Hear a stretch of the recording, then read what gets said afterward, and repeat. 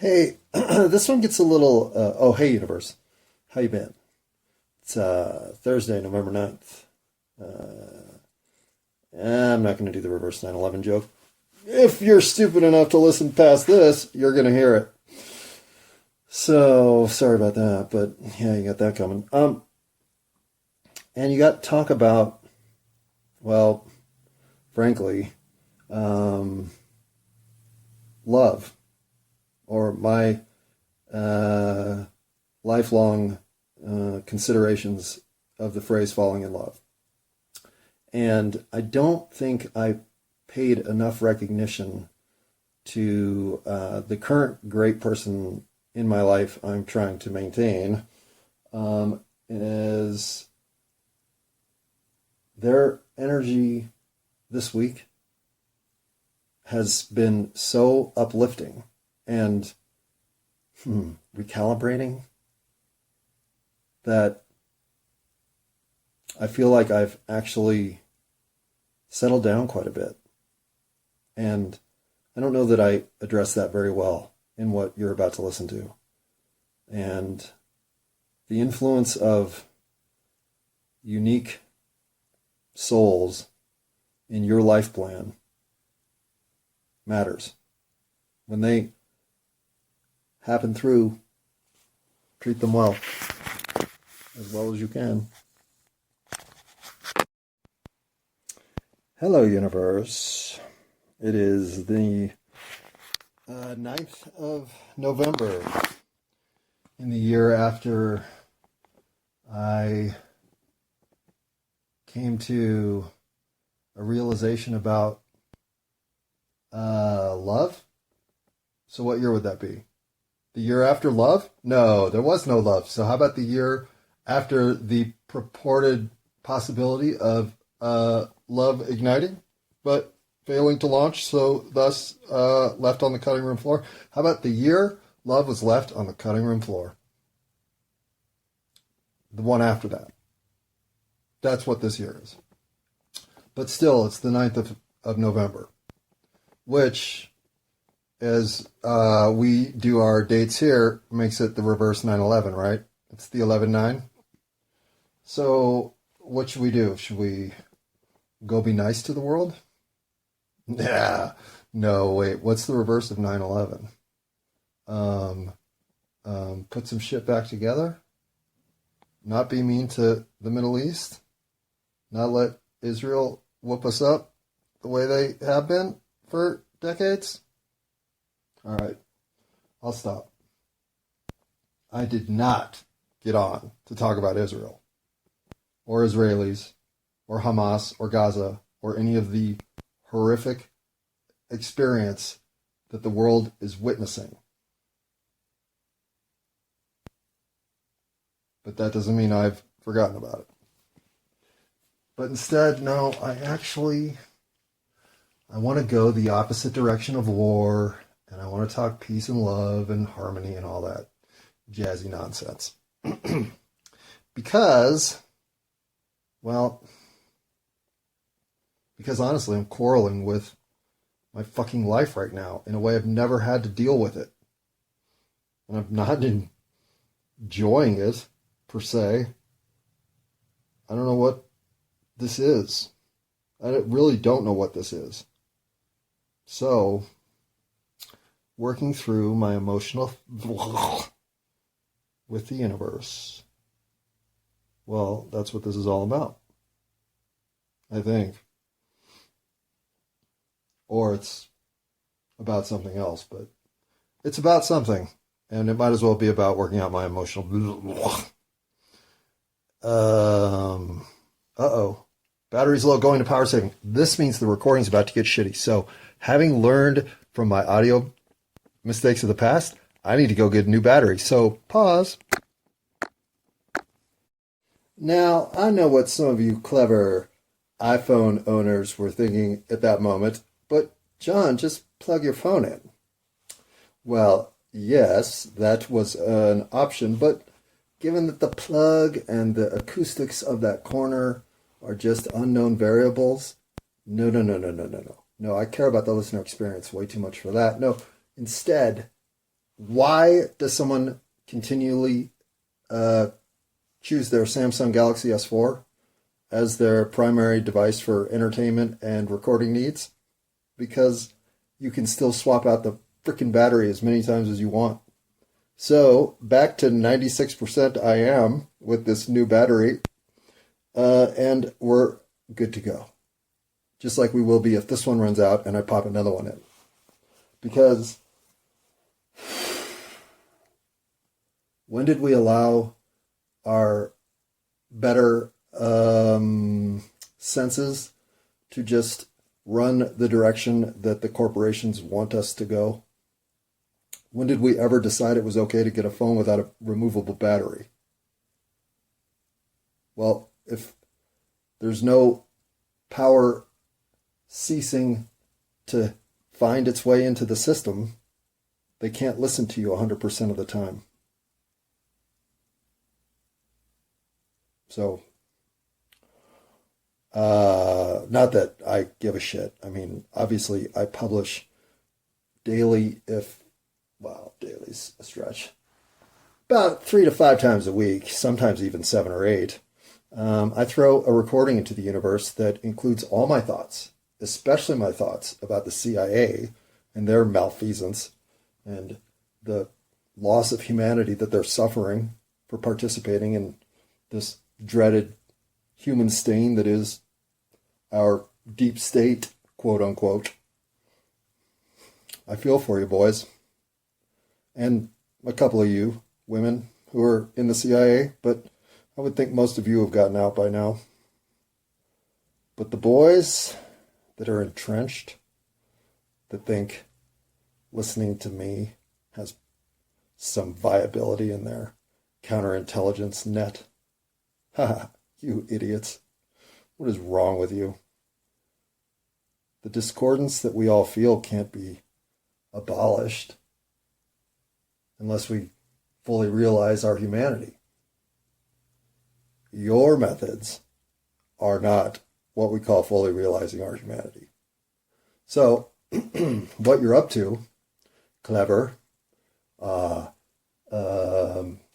let's see, what would it be? Clandestine for sure.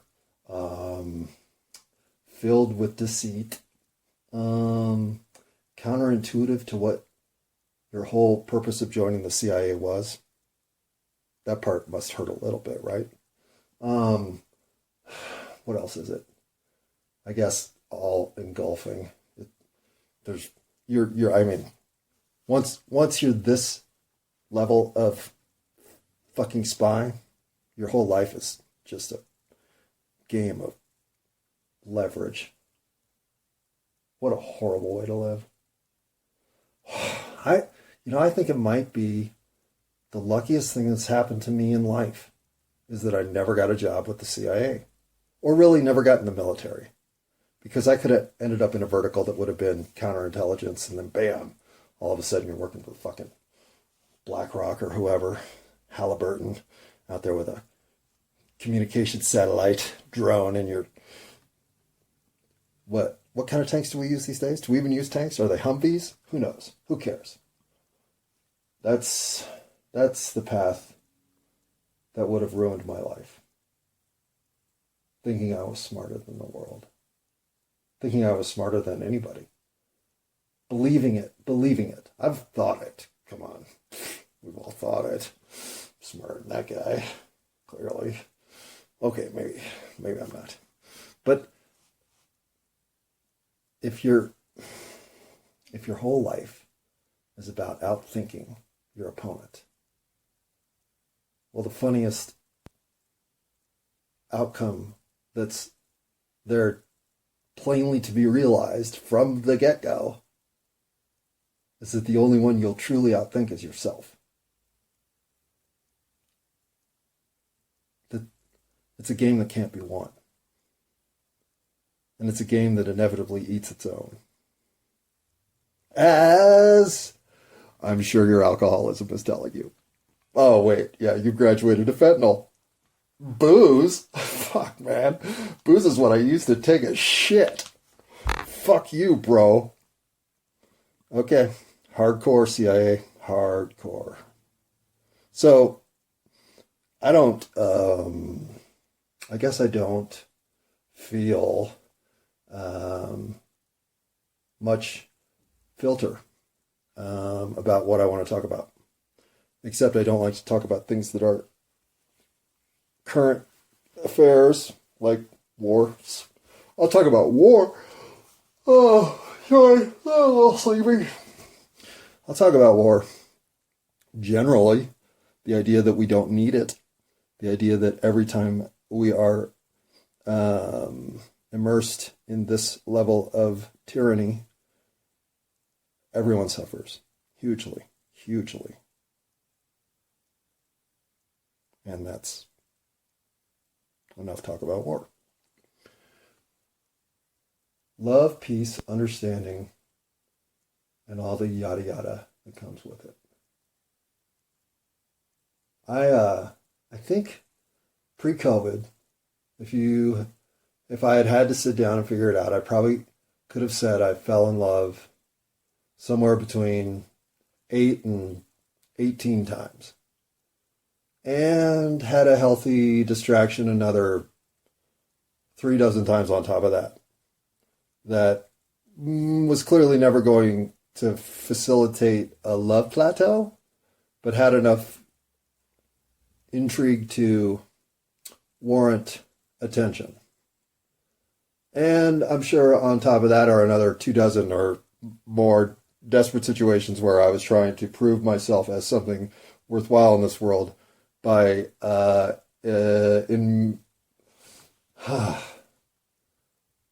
by finding another's opinion more valuable than my own. But take those clear situations where I knew I was not in love with somebody. Take the ones that you'd only be lying to yourself if you were trying to pretend that this could end up with love.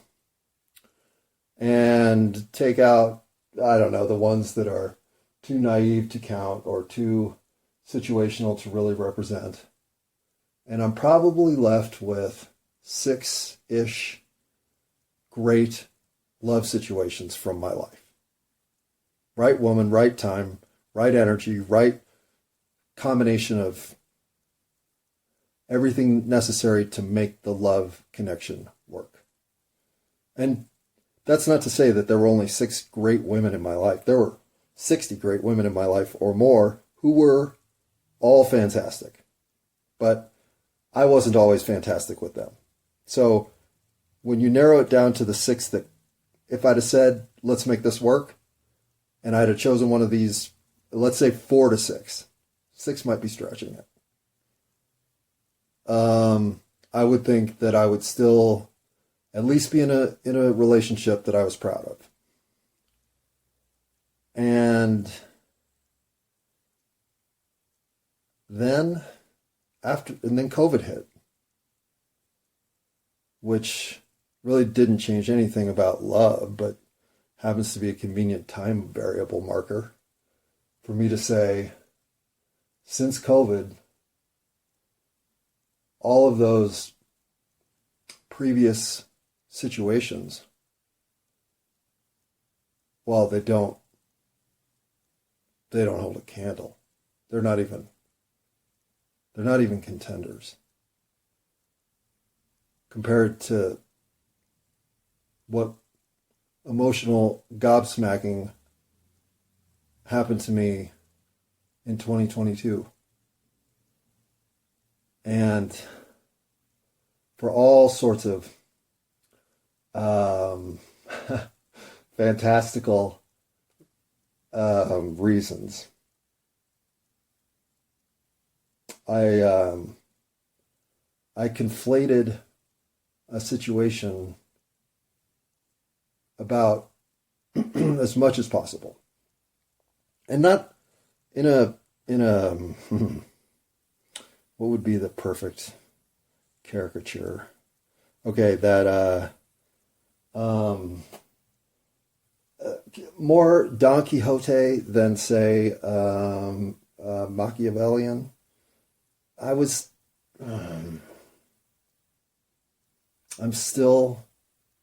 always want to just be available to experience as much energy transfer as anybody else is willing to play. And especially if that's for the good. I will even do this for the negative. I did this with Lily, and I've done it with a couple of other people, just to see how far I'll drill down in disgust or I don't want to say hate, because it's not hate. It's anger or disappointment or whatever. Meaning, I really am here to experience as much of the visceral, vibrant intensity of emotion as I can. But I'm not looking for those experiences. I'm just saying I don't back down when they're there. And sometimes that'll surprise people because they think they can come off as exceptionally intense, and I'll elevate past that to see how far we will go. And so when I ran into a circumstance that blew me away, like all consuming, I have never been in a predicament like this, ever. Nothing at all. And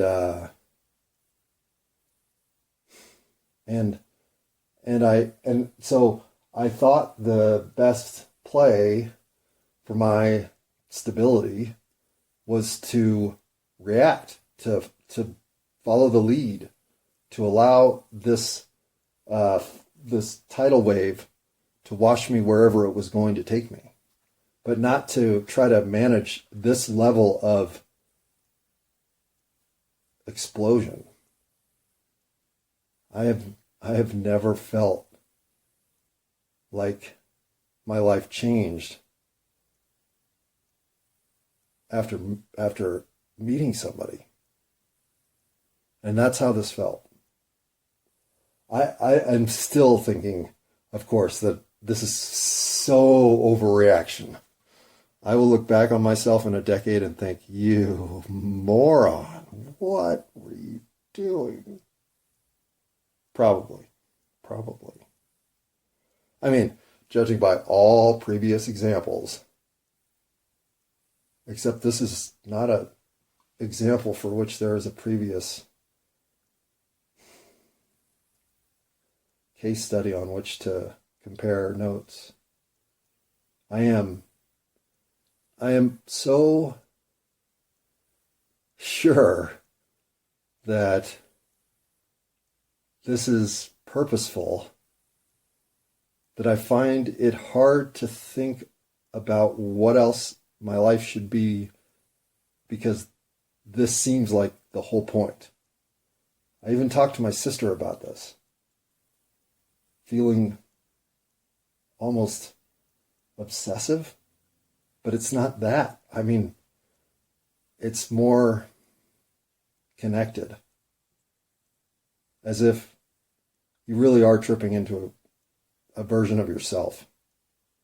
Somehow, this feels like if I plan out my life so that certain things were to occur, this one clearly was one or two on the list. And yet, the lack of analysis, letting my emotional side essentially run a tidal wave through this experience in many ways for the intensity of it, and because, frankly, I thought reciprocation was a given, and I do believe that mistake was something that, had my analytical side had any sway, may have been avoided, or even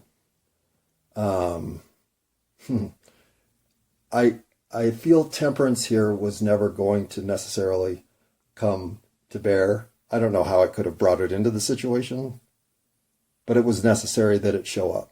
And so when it didn't, well, things got, I got too unsteady with how to respond day to day that I just removed myself from the situation, which is something I hate doing, but I can't allow myself to just absorb all that energy without the consequence of it redirecting my life. And so having to control my own life as I do when I'm in an emotionally volatile arena, and mostly because I'm the one growing emotionally volatile. I'm creating the turbulence. I'm starting to stir up the Phoenix response. So I pull all of that energy away and recharge, I guess, or just unwind, reset, move those emotions where they belong, which is in a position of health, not reactionary compulsion, or what? What is it when you think you have fallen in love? What is that? I honestly don't know. I have never done this before until last year. I'm 50 fucking 4 years old. What I had thought was falling in love was more getting to an agreement that you could probably choose a movie together next week without fucking fighting about it. Or something. I don't really know anymore. But to move off of what were pretty fucking great relationships to something that feels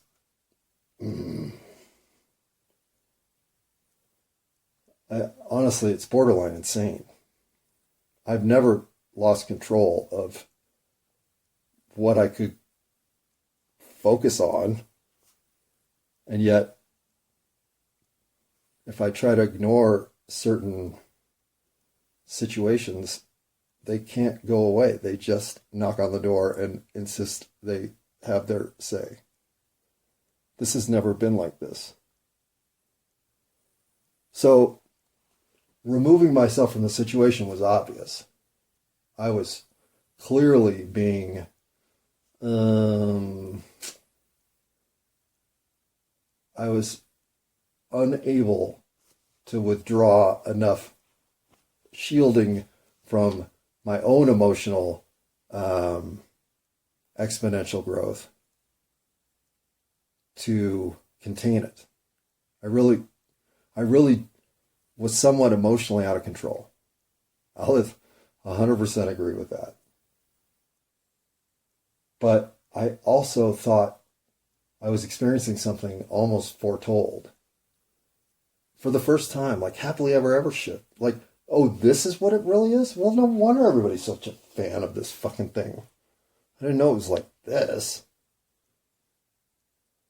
So, to have that feeling turn into, oh my God, I don't know how to control my thoughts to any kind of degree of day-to-day focus. I gotta pull myself out of the situation.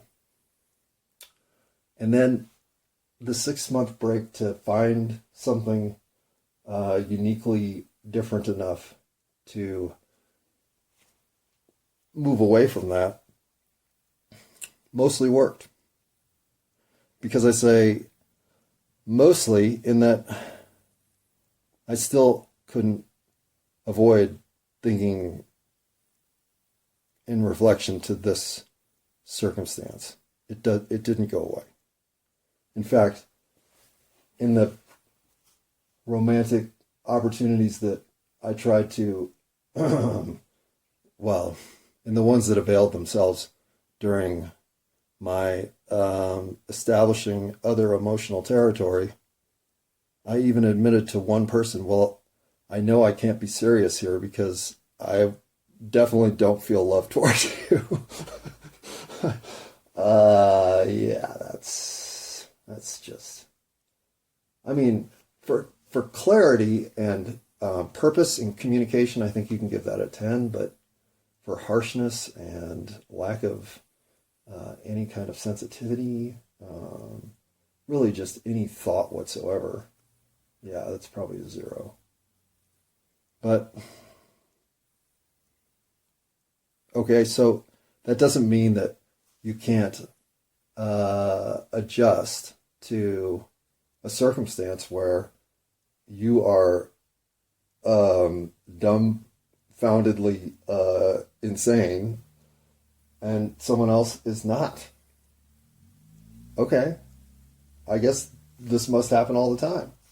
I just didn't know it had ever happened to people because this is a first for me, period. So managing all this has been somewhat with effort. But 6 months of effort produced a lot of stability and containment, which matters. So as I broke that containment this week, well, I didn't expect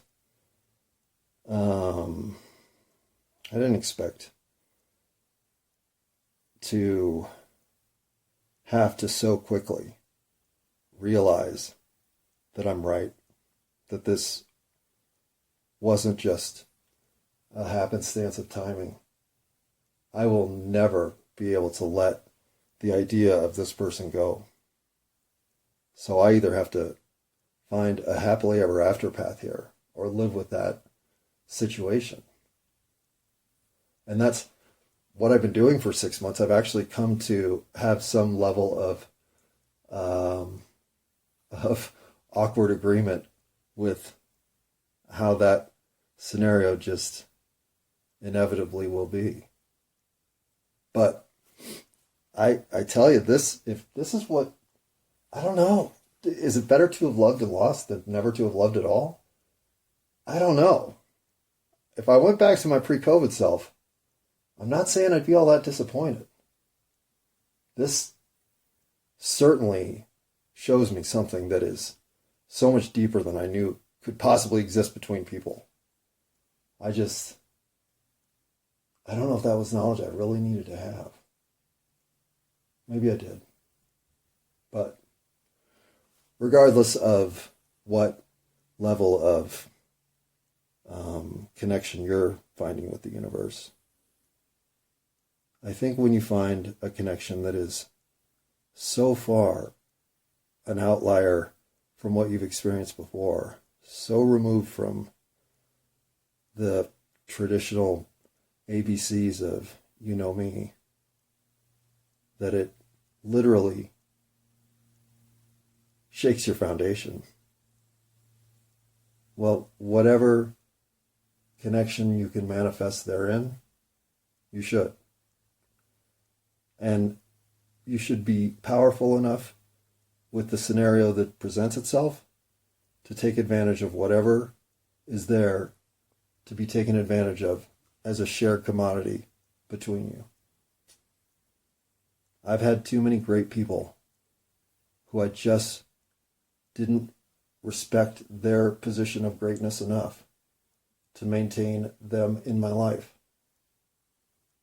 And this isn't even the 4 or so that could have worked out.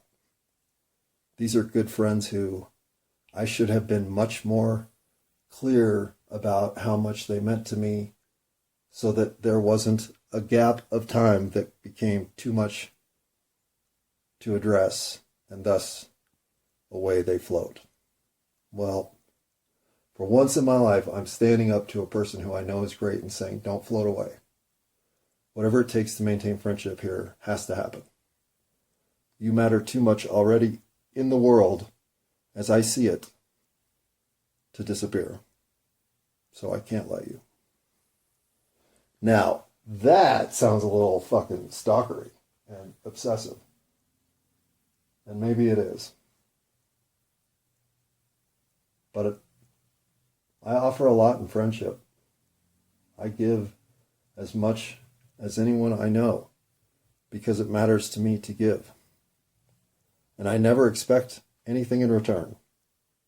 I'm always somewhat taken aback that someone would even notice and try to make some level of reciprocity.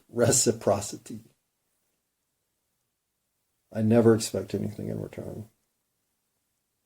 But giving too much is also an easily made mistake that I will not make this time.